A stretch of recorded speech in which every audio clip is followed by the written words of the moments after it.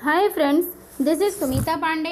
आज का विषय है प्रयोग के आधार पर क्रिया के भेद। यह भाग 3 है। भाग 2 में सामान्य क्रिया, संयुक्त क्रिया, नाम धातु क्रिया, प्रेरणार्थक क्रिया के विषय में पढ़ चुके थे।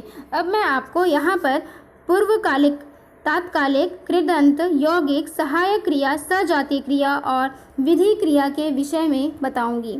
तो जैसा कि आप सभी जानते हैं, पूर्वकालिक का अर्थ है पहले से हुआ। जब कर्ता एक कार्य को समाप्त करके दूसरे काम में लग जाता है तो वहाँ पूर्वकालिक क्रिया होती है। यानी पुजारी ने नहाकर पूजा की, कहने का अर्थ है पुजारी ने नहाकर पूजा की, यानी जो पुजारी है वह पहले नहाया होगा, फिर उसने पूजा की होगी। उसका पहला कार्य क्या है? नहाना, और फिर उसने बाद में पूजा की है। वह खाकर सो गया, यानी पहले वह खाया होगा फिर वह सोया। तो इस प्रकार के वाक्य को पूर्वकालिक क्रिया कहते हैं।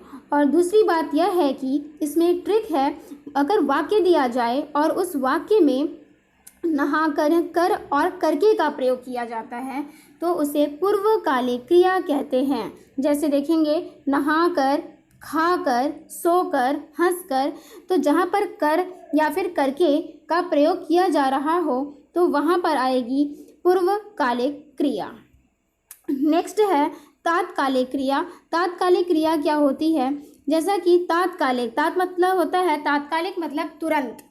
जैसा कि हम ट्रेन टिकट वगैरह कराते हैं, तात्कालिक में कराते हैं, जल्दी करवाने के लिए हम तात्कालिक रिजर्वेशन करवाते हैं। तो वैसा ही कुछ यहाँ पर भी है। तात्कालिक क्रिया में यह क्रिया ही पूर्वकालिक क्रिया की जैसे है, लेकिन इसमें और मुख्य क्रिया में समय का अंतर न होकर क्रम का अंतर होता है। इसमें क्या होगा? क्रम का अंतर पाया जाएगा, तो उसे भी तात्कालिक क्रिया कहते हैं। जैसे आप देख रहे हैं, यहाँ लिखा है वह खाते ही सो गया, वह खाते ही सो गया। तो यहाँ पर ही का प्रयोग किया गया है। शेर देखते ही वह बेहोश हो गया, यानी यहाँ पर जो कार्य किया जा रहा है वह तुरंत कार्य हो रहा है। यानी शेर देखते ही सो गया, जैसे ही उसने शेर देखी और वह सो गया। वह खाते ही सो गया, वह खाया और सो गया। कहने का अर्थ है कि उसने खाने के बाद वह तुरंत सोने का काम किया है, बीच में उसने कोई अलग से कार्य नहीं किया। जैसे वह खाया, इधर उधर घूमने गया, ये कार्य उसने नहीं की है। वह खाया और सो गया। जैसे ही उसने शेर देखी वह बेहोश हो गया, यानी कि अब उसने शेर देखने के बाद वो थोड़ी देर भी रुका नहीं और वो बेहोश हो गया। तो इस प्रकार के जो वाक्य होंगे उसमें उसे तात्कालिक क्रिया कहेंगे। और ध्यान देने योग्य बात यह है कि इसमें ही का प्रयोग किया जाएगा, तुरंत होगा। तो ऐसे वाक्यों को तात्कालिक क्रिया कहते हैं। यहाँ जो भी कार्य किया जाएगा तुरंत किया जाएगा, इसलिए इसका नाम है तात्कालिक क्रिया। नेक्स्ट है कृदंत क्रिया। कृदंत क्रिया, कृत प्रत्ययों को जोड़कर जो क्रिया बनाई जाती है उसे कृदंत क्रिया कहते हैं। अर्थात जब किसी क्रिया में प्रत्यय जोड़कर उसका एक नया रूप बनाया जाता है तो उसे कृदंत क्रिया कहते हैं। जैसा कि आप देख रहे हैं, चलता, दौड़ता, तो मूल क्रिया क्या है? चलना। ना उसमें हटा दिया गया और उसमें प्रत्यय कौन सा जोड़ दिया गया है? ता। वैसे ही दौड़ना, ना हटा दिया गया है ना, और उसके साथ प्रत्यय जोड़ दिया गया है ता, तो बन गया दौड़ता। अगर मूल शब्द में हम प्रत्यय जोड़ देते हैं तो वहाँ हो जाती है कृदंत क्रिया। नेक्स्ट है यौगिक क्रिया। यौगिक क्रिया क्या होती है? जिन क्रिया में दो क्रियाएं एक साथ आती हैं। जब दो क्रियाएं एक साथ आए तो उन्हें यौगिक क्रिया कहते हैं। जैसे कि मैंने कहा उसने पत्र लिख डाला है, उसने पत्र लिख डाला है। जैसे वाक्य लिखा है कि उसने पत्र लिख डाला है, तो लिखना भी क्रिया है, डालना भी क्रिया है, और यह दोनों एक साथ आई है, इसलिए इसका नाम पड़ गया है यौगिक क्रिया। ठीक है। वैसे ही नेक्स्ट है उसे जाने दो। जाना भी क्रिया है, दो भी क्रिया है, तो इस कारण से एक साथ प्रयोग होने के कारण इसका नाम पड़ गया यौगिक क्रिया। और एक चीज़ हम आपको ये भी बताते हैं, लिख क्या है? यह एक मूल धातु है, और डालना ये भी एक क्रिया है। तो जब दो क्रियाओं का प्रयोग एक साथ किया जाए तो वहाँ आती है यौगिक क्रिया। नेक्स्ट है सहायक क्रिया। सहायक क्रिया क्या होगी? जो क्रिया मुख्य क्रिया की सहायता करती है उन्हें सहायक क्रिया कहते हैं। मुख्य क्रिया के अर्थ को स्पष्ट करने और अर्थ को पूरा करने के लिए सहायक क्रिया की ज़रूरत पड़ती है। जैसे देखेंगे, वह अब तक लिख चुका होगा। क्या लिखा है? कि वह अब तक लिख चुका होगा। तो यहाँ पर लिख यह एक मुख्य क्रिया है, चुका होगा यह एक सहायक क्रिया है जो इस वाक्य को पूरा करने में मदद करती है। वह कौन है? चुका होगा। वह अब तक लिख चुका होगा। अगर हम सहायक क्रिया का प्रयोग नहीं करेंगे तो वाक्य हमारा इनकम्प्लीट रह जाएगा, इसलिए वाक्य में सहायक क्रिया का प्रयोग किया जाता है। मैंने पत्र पढ़ लिया।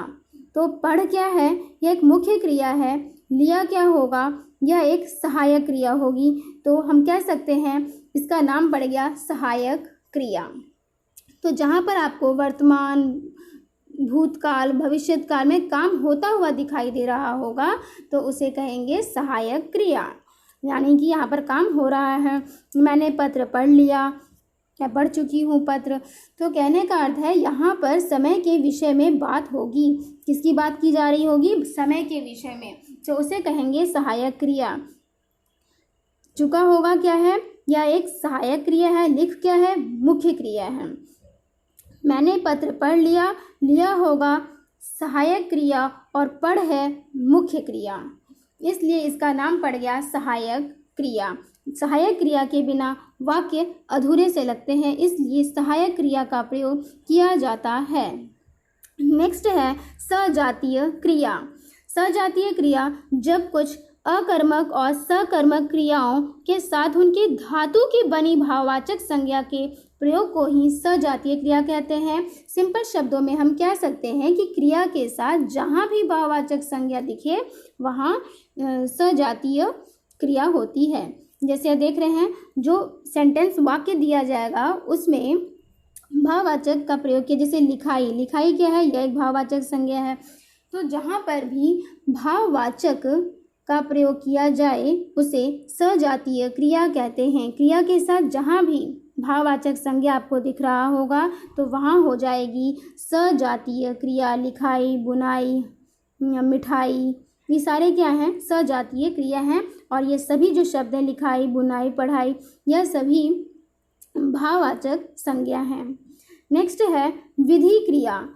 जिस क्रिया से किसी प्रकार की आज्ञा का पता चले उसे विधि क्रिया कहते हैं। जहाँ पर आज्ञा की बात हो रही हो, आदेश की बात हो रही हो, कानून आ रहा हो, तो वहाँ सभी विधि क्रिया कहलाते हैं। तुम वहीं रुक जाओ, तुम वहीं रुक जाओ। तो जहाँ पर कहा जा रहा है, आदेश दिया जा रहा है कि तुम वहीं रुक जाओ, उसे कहेंगे विधि क्रिया। आप सब अब घर जाओ, तो इन्हें कहा जाएगा विधि क्रिया। तो जहाँ पर भी आज्ञा की बात की जाए, आदेश, कानून के बारे में बात किया जाए तो उसे कहा जाता है विधि क्रिया।